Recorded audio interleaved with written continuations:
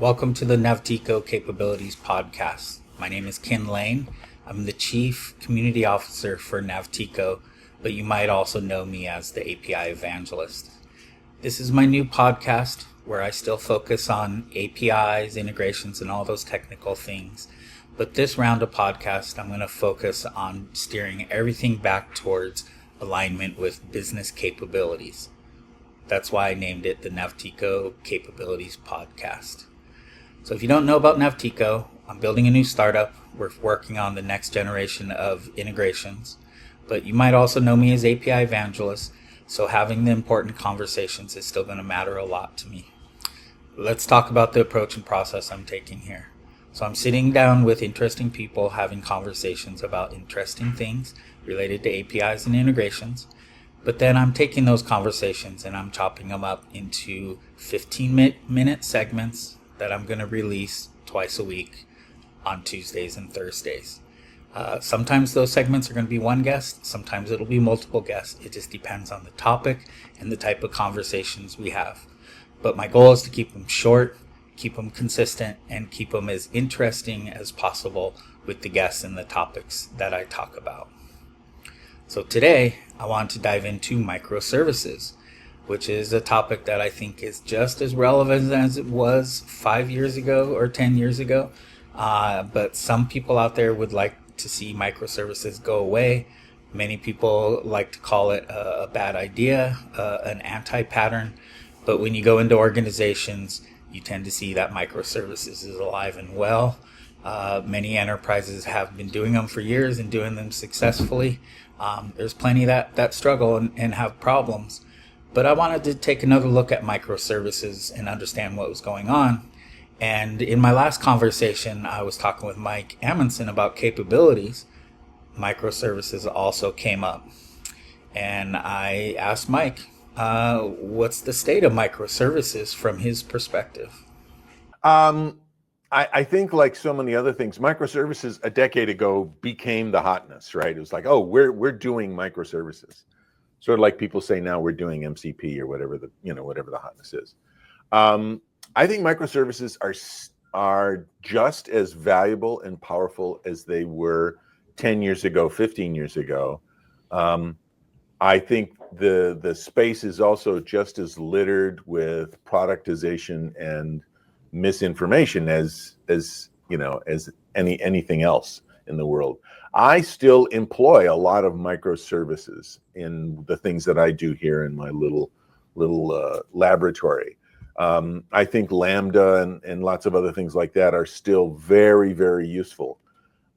So yeah, that's sort of a great example of sort of the time capsule-ish nature. So the microservice architecture book that I and Matt McClarty and Irakli Nader-Eshvili and Ronnie Mitro wrote, what was that? Is that somewhere around in the teens?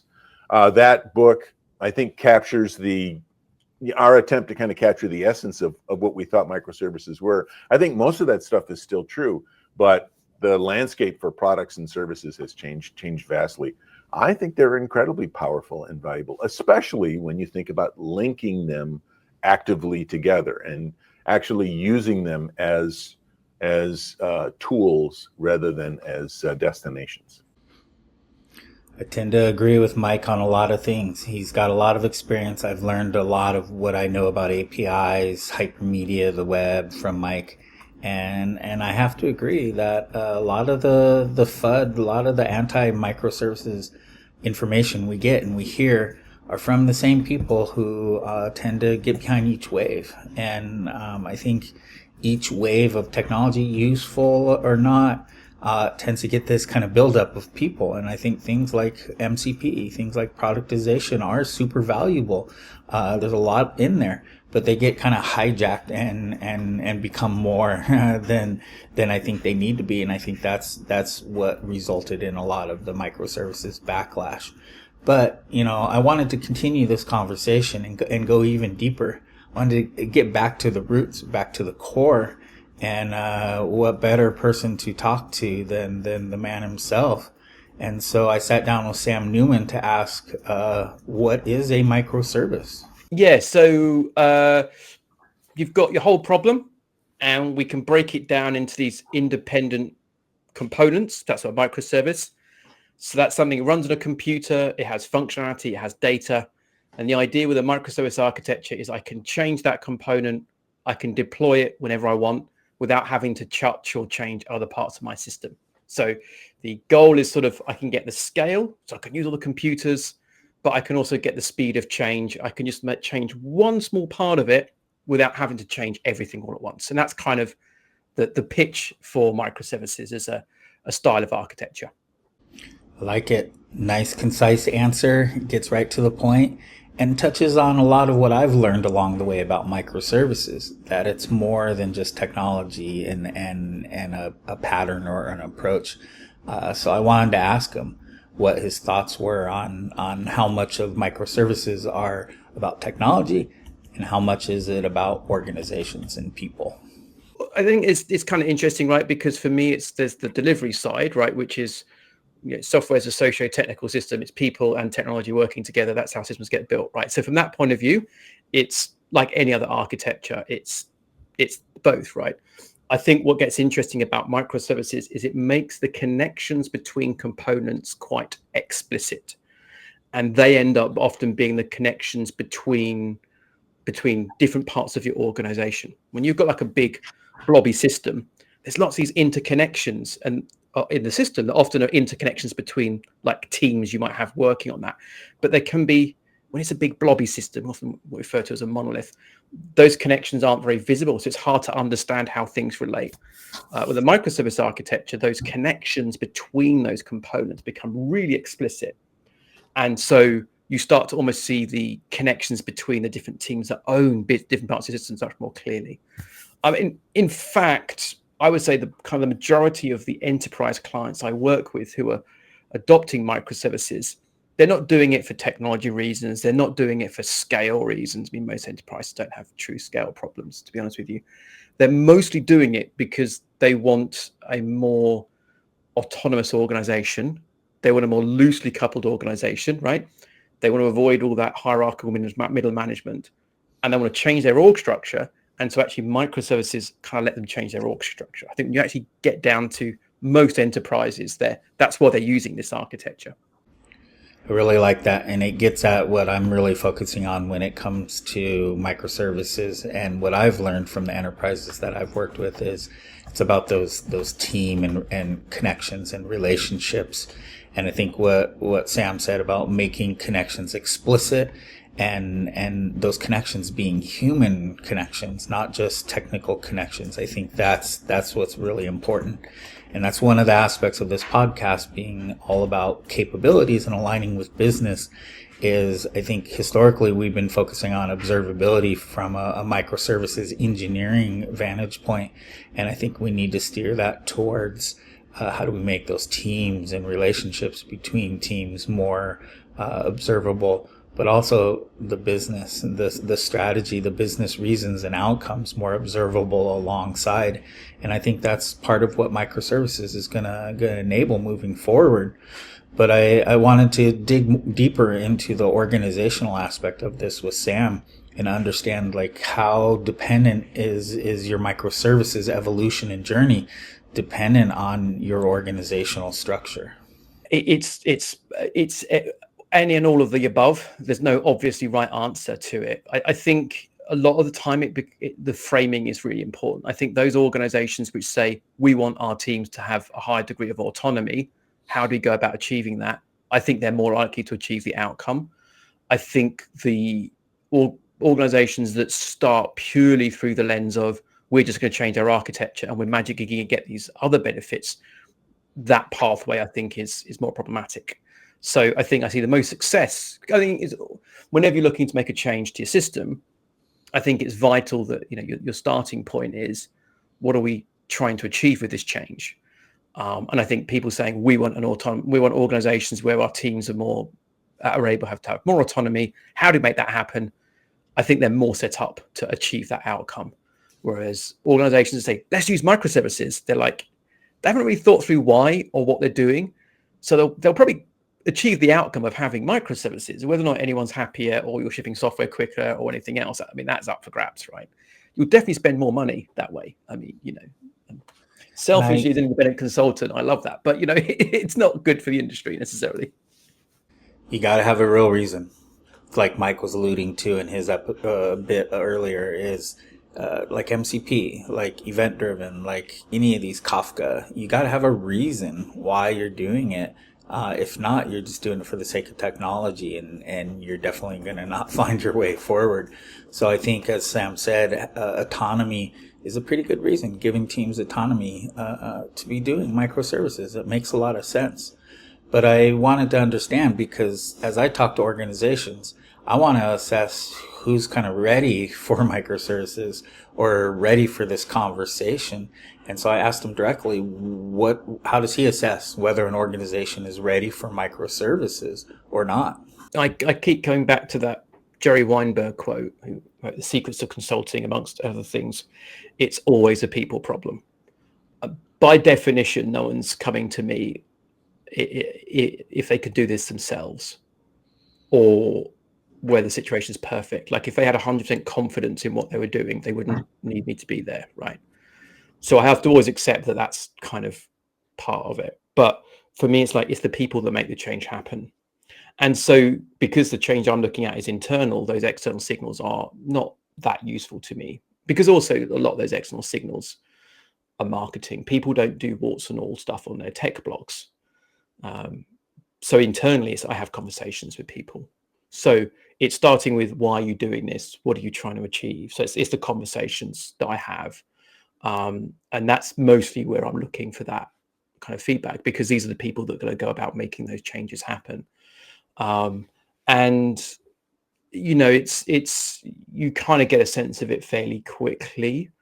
Some of the clients I've got, they've really absolutely done their homework. And, I have a quick chat with them, and I'll start the engagement with them or whatever, and we'll do a few sessions, and I'll ask her, I'll get them to walk me through the architecture, and I'll get them to talk through their business strategy and stuff like that, and their org structure, and I'll throw a few questions, and they've done the work. And I'm basically there because, quite rightly, it's good to have someone from outside every now and then just validate you. And in those situations, it's like, do you know what, guys, there's no work for me to do here. You're on the right path. Off you go. I go into other engagements where it becomes quite quickly that a decision has been made that they're doing this, and I'm not. And the people I'm working with are sort of dealing with the aftermath of a decision that they weren't involved with. And so that's those engagements always become a little bit trickier, but it's the conversations with the people. Like, there's no value in me looking at the code at that stage. It's all about the people. It's what they care about. It's what they're worried about. But let's say, typically, it's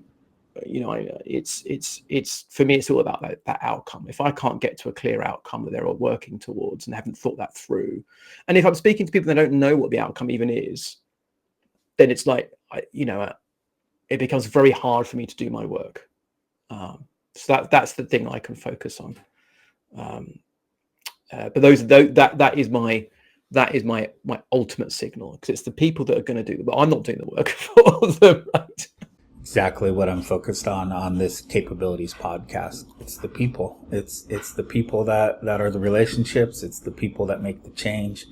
So it's having conversations with those people that matter. And I like what he said, that they don't always have 100% confidence in where they're at. That's why they're where they're at in their journey, and they need his help. And that's kind of what I want to focus on when it comes to this podcast, helping people think through this, bring people on to have those conversations. But I'm also layering in conversations and topics that I know people care about, because I'm talking to them and they can't necessarily join me on the podcast. So I'm tailoring these topics to focus on helping those people. But some great stuff from Sam. But I just kind of wanted to get his take, similar to Mike. Like, what's he learned? What's, looking back over the last decade of that was very much dominated by microservices conversations. What's he learned? What are his thoughts?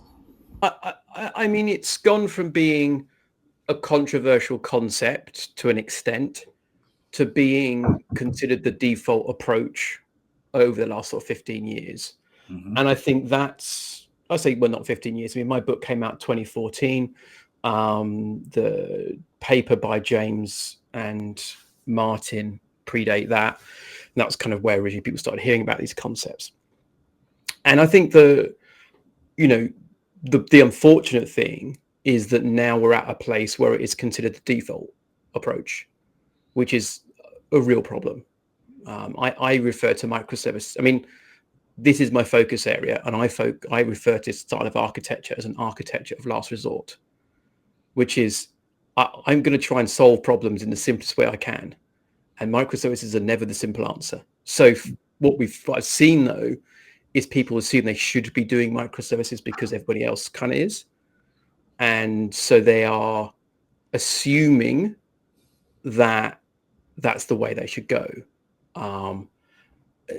I'm old enough to remember the phrase "nobody ever got fired for buying IBM," which was a period where everybody bought IBM software. So when you had to buy a product or whatever, you would buy the IBM solution because everyone else was. And if you bought the IBM software like everyone else was, and it turned out to be a disaster, well, it can't be your fault because everyone's doing it. You haven't made a mistake. On the other hand, if you say, actually, no, I'm not going to buy the IBM software, I'm going to go a different path instead. If that failed, you were then on the hook because you stepped outside the kind of conventional wisdom. And I think we're there with microservices for a lot of organizations, that lots of companies that should not be doing this have gone that route. And then they're blaming the architecture. It's like, well, actually, did you at any point actually frame this in terms of what you're trying to do and look at the other less sexy ways of achieving that outcome? So I think that's kind of where we very much are. I think some people say, oh, everyone's going back to monolith. It's like, I'm not seeing that happen massively. I think, it's, I'm seeing still people adopting them. I'm still seeing people doing course corrections, which I think is just fine and natural. It's just more now that you're not having to convince people that it's a good idea. You're having to convince people it's not a good idea for them. That's my work now. That was pretty cool. It was great to sit down with Sam and hear what he thought about this journey, and I agree with him. It is kind of the default approach when I talk to a lot of enterprise organizations, and I agree that microservices are never the simple answer, and you want to try to approach this in our APIs, our integrations in a simple way. I was surprised to hear him say that it being the default approach is a problem, and it's a architecture of last resort. I find that very interesting, that there should be other ways that we can approach this. That's just one tool in our toolbox, but I can't agree more. And I feel like that about event driven. I feel like that about AI, ML, GraphQL, RPC, all the other tools we have in our toolbox is they are just architectural tools with different pros and cons. And I think protocols and patterns, we need to get better at understanding what's working and what's not working, and have more conversation out in the open, and have more sandboxes and workshops and places for people to learn without rolling out across their organizations just because someone told them that they should. Well, that's it for this edition of the Naftiko Capabilities podcast. I'm really enjoying these conversations. I'm also starting to learn to enjoy stitching them together. I think exploring them based upon topics, what conversations were had, and how they work together. I think that first one on capabilities was fun with Mike and Christian. And then I like bringing Mike back on the microservices piece to open this one. But I'm super thankful that Sam came by to chat about microservices. Now I've got other bits that I talked to Sam about when it comes to AI, when it comes to STEM, AI and technology in education, and so you'll hear more from Sam. And that's kind of what I like about this new format, is it allows me to stitch together these different little vignettes into interesting episodes, and hopefully keeping them short. So with that said, that was fun. Thanks. I appreciate you coming by. Enjoy the rest of your day. Oh, hey, one moment. I also had another thing I wanted to talk to you about, is this new program and research I'm doing I call Naftiko Signals, where I'm profiling different companies across different industries to understand the investments they're making in different technologies and concepts like microservices, but also the services and open source tooling that they're using to accomplish whatever they're investing in and trying to do. So got about 60 to 70 companies I'm looking at over there. You're welcome to check out the research at naftiko.github.io/signals. And you can also find it anywhere on our blog, LinkedIn, Blue Sky. But looking for companies to talk to and dive in and see where I can help make sense of the landscape when it comes to the services and tooling that you're using. Appreciate your time. Enjoy the rest of your day.